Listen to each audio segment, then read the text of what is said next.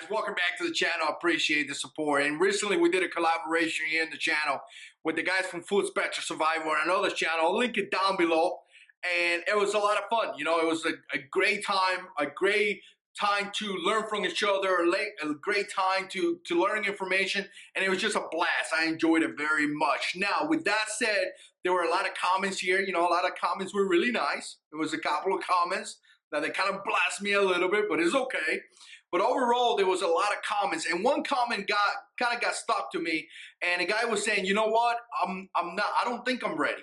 You know, is it too late to prepare for a disaster?" So I started thinking about that, and let's talk about it. Definitely put comments down below, and let's hit the intro that I love so much right now.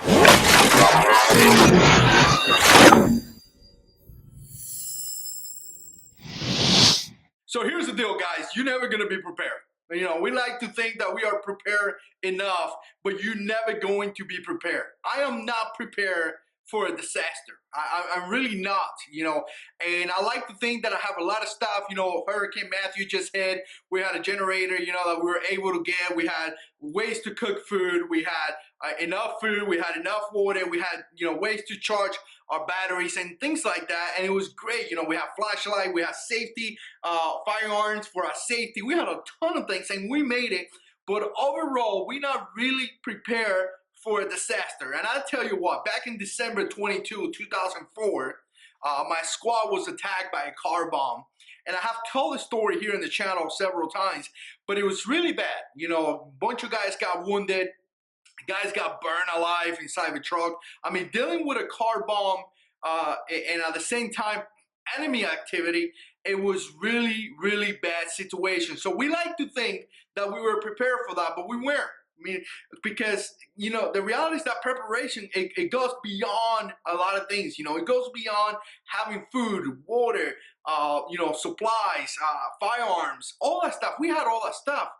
But preparation and dealing with a disaster, it takes a lot. You know, it could be mentally, you know, really bad. Like, it could mess you up big time mentally. I mean, are you prepared to see your kids dying? Are you prepared to see your wife? Are you prepared to die? I mean, are you prepared to see everything that you have disappear? I mean, it's a really bad situation. So when I hear guys saying, "I'm prepared for this," you're not prepared for anything. You're really not. I mean, this is the kind of stuff that you don't prepare for. You don't prepare to see your brothers burn alive. I mean, how do you prepare for that? You run to a truck and your brothers are burning. I mean, like, really, it's not really a preparation that you deal with that. That's why I find it kind of ridiculous and funny in a way when I hear this guy's, "I'm prepared to do all this." We are not prepared. We really not.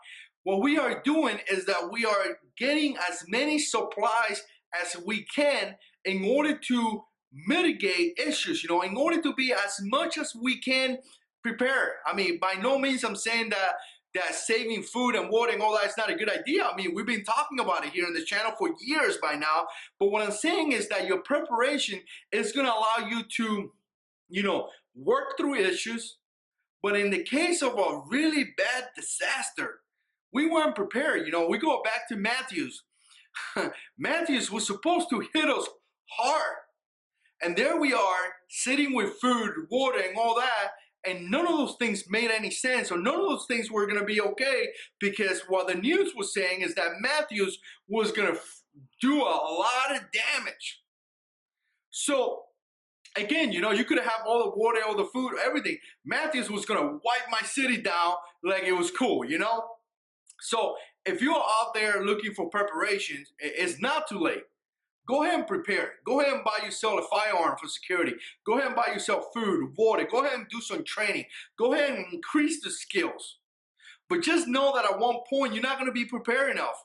At one point, bad things are going to happen. And when that happens, your biggest preparation is going to be able to adapt to that situation. You know, the Marine Corps, they teach you adapt and overcome, right? So the biggest thing is going to be you being able to adapt to that situation. That's why a lot of people say, you know, knowledge is power. It really is.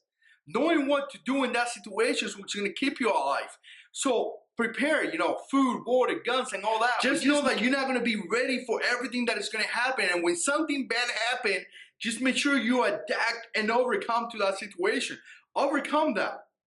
So again, you're not going to be ready completely. So start preparing right now, because I tell you, 20 years from now, you're still not going to be prepared, because no one really prepares to seeing your family dying and your house disappearing. People don't prepare for that. It's impossible to prepare for that. So prepare the best you can. Prepare the best you can. And obviously, for some of you guys that believe that, I believe that myself. My biggest preparation is our Lord Jesus Christ.